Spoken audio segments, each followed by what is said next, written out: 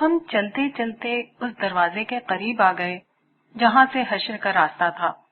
میں نے صالح سے دریافت کیا، کیا اب ہمیں واپس میدان حشر جانا ہوگا؟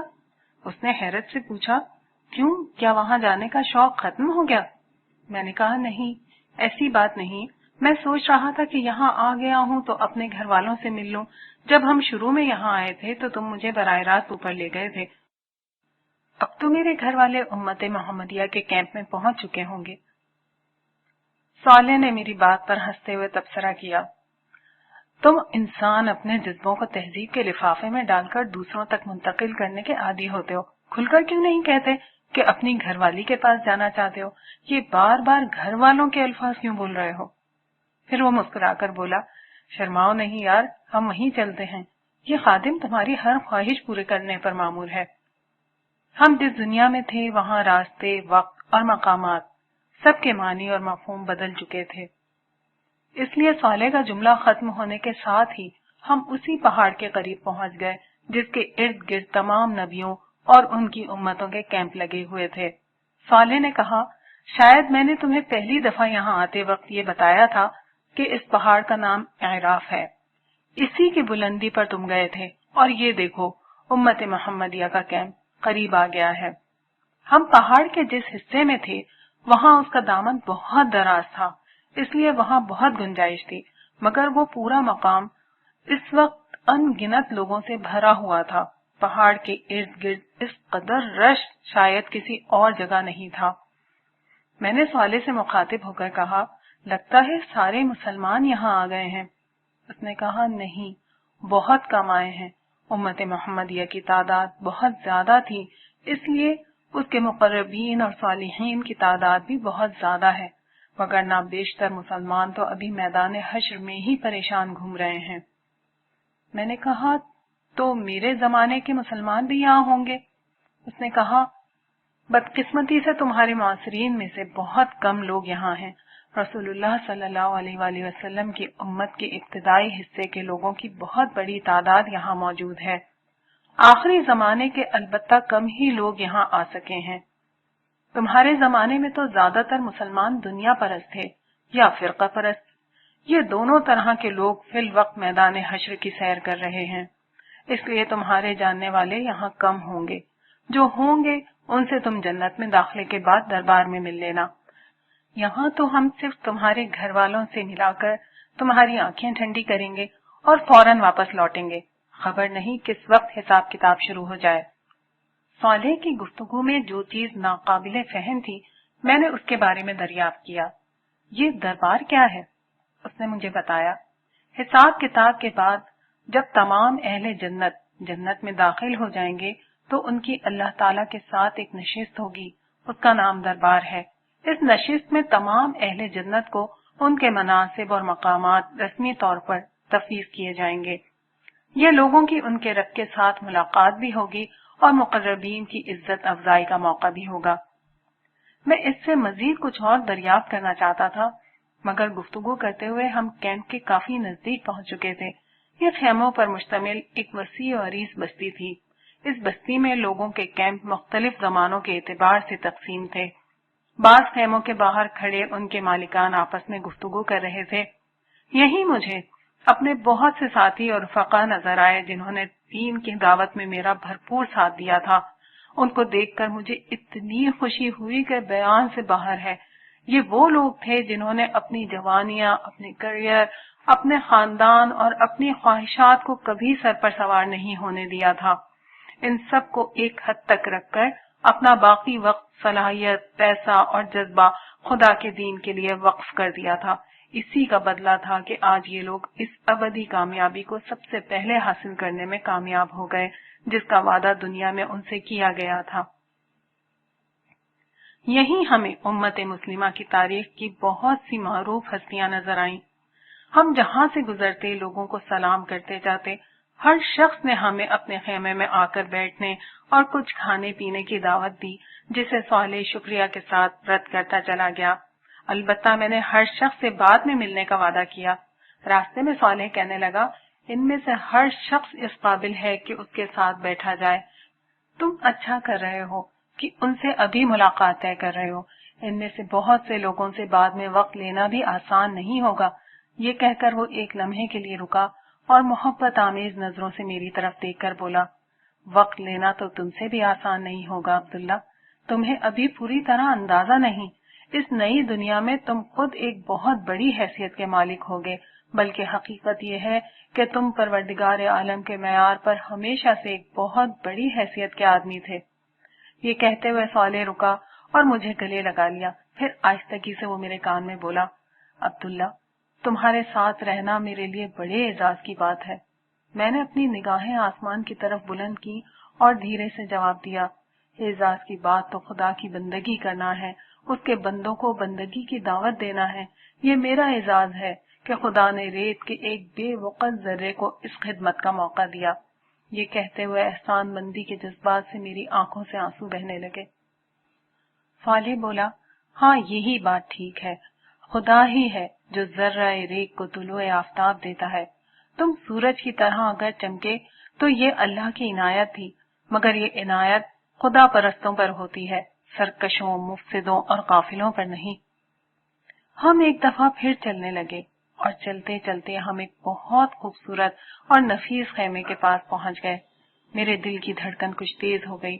صالح میری طرف دیکھتے ہوئے بولا، نائمہ نام ہے تمہاری بیوی کا؟ میں نے اس بات میں گردن ہلا دی۔ صالح نے انگلی سے اشارہ کر کے کہا، یہ والا خیمہ ہے۔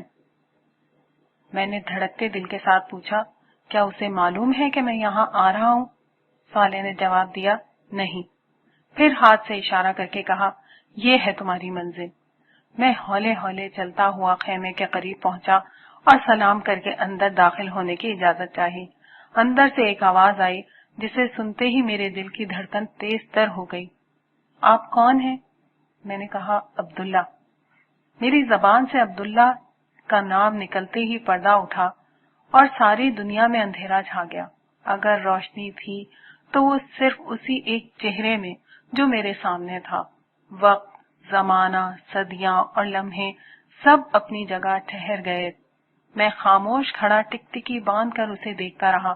نائمہ کا مطلب روشن ہوتا ہے، مگر روشنی کا مطلب یہ ہوتا ہے، یہ مجھے آج پہلی دفعہ معلوم ہوا تھا۔ ہم جب آخری دفعہ ملے تھے تو زندگی بھر کا ساتھ بڑھاپے کی رفاقت میں ڈھل چکا تھا، جب محبت، حسن اور جوانی کی محتاج نہیں رہتی، مگر نائمہ نے اپنی جوانی کے تمام ارمانوں اور خوابوں کو میری نظر کر دیا تھا۔ اس نے جوانی کے دنوں میں بھی اس وقت میرا ساتھ دیا تھا جب میں نے آسان زندگی چھوڑ کر اپنے لیے کانٹوں بھرے راستے چن لیے تھے۔ اس کے بعد بھی زندگی کے ہر سرد و گرم اور اچھے برے حال میں اس نے پوری طاقت سے میرا ساتھ دیا تھا، یہاں تک کہ موت ہم دونوں کے بیچ حائل ہو گئی۔ مگر آج موت کا یہ عارضی پردہ اٹھا تو میرے سامنے چاند کا نور، تاروں کی چمک، سورج کی روشنی، پھولوں کی مہک، کلیوں کی نازکی، شبنم کی تازگی، صبح کا اجالا اور شام کی شفق سب ایک ساتھ ایک ہی چہرے میں جلوہ گر ہو گئے تھے۔ برسوں کی اس رفاقت کو میں چند لمحوں میں سمیٹ کر دیکھنے کی کوشش کر رہا تھا۔ نائمہ کی آنکھوں میں نمی آ گئی تھی جو اس کے رخساروں پر بہنے لگی۔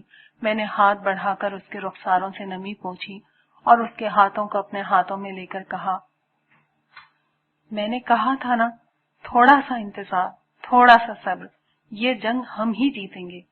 نائمہ نے کہا، میں نے کب آپ کی بات کا یقین نہیں کیا تھا، اور اب تو میرا یقین حقیقت میں بدل چکا ہے۔ مجھے تو بس ایسا لگ رہا ہے کہ آپ کچھ دیر کے لیے گھر سے باہر گئے تھے اور پھر آ گئے۔ ہم نے تھوڑا سا صبر کیا اور بہت بڑی جنگ جیت لی۔ میں نے کہا، ہمیں جیتنا ہی تھا نائمہ، اللہ نہیں ہارتا، اللہ والے بھی نہیں ہارتے، وہ دنیا میں پیچھے رہ سکتے ہیں مگر آخرت میں نہیں۔ اور اب؟ نائمہ نے سوال کرتے ہوئے آنکھیں بند کر لی۔ شاید وہ تخیل کی آنکھ سے جنت کی اس دنیا کا تصور کر رہی تھی جو اب شروع ہونے والی تھی۔ ہم نے خدا کا پیغام عام کرنے کے لیے اپنی فانی زندگی لگا دی اور اب بدلے میں خدا جنت کی ابدی زندگی کی کامیابی ہمیں دے گا۔ یہ کہتے ہوئے میں نے بھی آنکھیں بند کر لی۔ میرے سامنے اپنی پرمشقت اور جدوجہد سے بھرپور زندگی کا ایک ایک لمحہ آ رہا تھا۔ میں نے اپنی نوجوانی اور جوانی کے بہترین سال خدا کے دین کی خدمت کے لیے وقف کر دیے تھے۔ اپنی ادھیڑ عمر کی صلاحیتیں اور بڑھاپے کی آخری توانائیاں تک اسی راہ میں جھونکتی تھی۔ میں ایک غیر معمولی باصلاحیت اور ذہین شخص تھا جو اگر دنیا کی زندگی کو مقصود بنا لیتا تو ترقی اور کامیابی کے اعلیٰ مقامات تک بآسانی پہنچ جاتا، مگر میں نے سوچ لیا تھا کہ کیریئر، جائیداد، مقام و مرتبہ اور عزت و شہرت اگر کہیں حاصل کرنی ہے تو آخرت ہی میں حاصل کرنی ہے۔ میں نے زندگی میں خواہشات کے میدان ہی میں خود سے جنگ نہیں کی تھی، بلکہ تعصبات اور جذبات سے بھی لڑتا رہا تھا۔ فرقہ واریت، اکابر پرستی اور تعصب سے میں نے کبھی اپنا دامن آلودہ نہیں ہونے دیا۔ خدا کے دین کو ہمیشہ ایمانداری اور عقل سے سمجھا اور اخلاص اور صدق کے دل سے اس پر عمل کیا۔ اس کے دین کو دنیا بھر میں پھیلایا اور کبھی اس راہ میں کسی ملامت کرنے والے کی ملامت کی پرواہ نہیں کی۔ اس سفر میں خدا نے جو سب سے بڑا سہارا مجھے دیا وہ نائمہ کی محبت اور رفاقت تھی، جس نے ہر طرح کے حالات میں مجھے لڑنے کا حوصلہ بخشا، اور اب ہم دونوں شیطان کے خلاف اپنی جنگ جیت چکے تھے۔ مشقت ختم ہو چکی تھی اور جشن کا وقت تھا۔ ہم اسی حال میں تھے کہ صالح نے کھنکار کر ہمیں اپنی موجودگی کا احساس دلایا اور بولا، آپ لوگ تفصیل سے بعد میں ملیے گا، ابھی چلنا ہوگا۔ اس کے ان الفاظ پر میں واپس اس دنیا میں لوٹ آیا۔ میں نے صالح کا نائمہ سے تعارف کرایا، یہ صالح ہیں۔ پھر ہنستے ہوئے میں نے اپنی بات میں اضافہ کیا، یہ کسی بھی وقت مجھے تنہا چھوڑنے پر آمادہ نہیں ہوتے۔ نائمہ نے صالح کو دیکھتے ہوئے کہا، میں انہیں جانتی ہوں، مجھے یہاں پر یہی چھوڑ کر گئے تھے اور اسی وقت آپ کے بارے میں بتا دیا تھا، ورنہ میں بہت پریشان رہتی۔ میں نے صالح کی طرف مڑتے ہوئے کہا، تم مجھ سے الگ ہی کب ہوئے ہو جو نائمہ کو یہاں چھوڑنے آ گئے تھے؟ صالح نے کہا، تمہیں غالباً یاد نہیں، جس وقت تم اوپر بیٹھے پروردگار کے حضور حشر کے میدان میں گھومنے پھرنے کا پروانہ لے رہے تھے، اس وقت میں تمہارے برابر سے اٹھ گیا تھا۔ عبداللہ، یہ تمہاری کمزوری بھی ہے اور طاقت بھی کہ جب تم خدا کے ساتھ ہوتے ہو تو تمہیں ارد گرد کا ہوش نہیں ہوتا۔ میں نے کہا، ہوش تو مجھے تھوڑی دیر پہلے بھی نہیں تھا، مگر اس وقت تم ٹلے ہی نہیں۔ صالح نے کہا، ہاں، میں اگر ٹل جاتا تو پھر تم سے اگلی ملاقات یوم حشر کے بعد ہی ہوتی۔ ویسے تم انسان بڑے ناشکرے ہو اور بھلکڑ بھی، بھول گئے تمہیں کہاں جانا ہے؟ میں نے کہا، اوہو نائمہ، ہمیں چلنا ہوگا، تم یہی رکو، میں کچھ دیر میں آتا ہوں۔ نائمہ نے کہا، مگر ہمارے بچے؟ میں نے کہا، وہ بھی ٹھیک ہیں، تم انہیں یہاں تلاش کرو، قریب میں کہیں مل جائیں گے، ورنہ میں تھوڑی دیر میں سب کو لے کر خود آ جاؤں گا۔ ابھی مجھے فوراً میدان حشر میں لوٹنا ہے، ملنا ملانا اس کے بعد عمر بھر ہوتا رہے گا۔ اس آخری سوال کے بعد یہاں میرے رکنے کی گنجائش ختم ہو چکی تھی، کیونکہ مجھے جواب میں ان دونوں بچوں کے بارے میں بھی بتانا پڑتا جو یہاں نہیں تھے، اور یہ ایک بہت تکلیف دہ کام تھا۔ نائمہ نے کچھ سمجھتے ہوئے اور کچھ نہ سمجھنے کے انداز میں گردن ہلا دی۔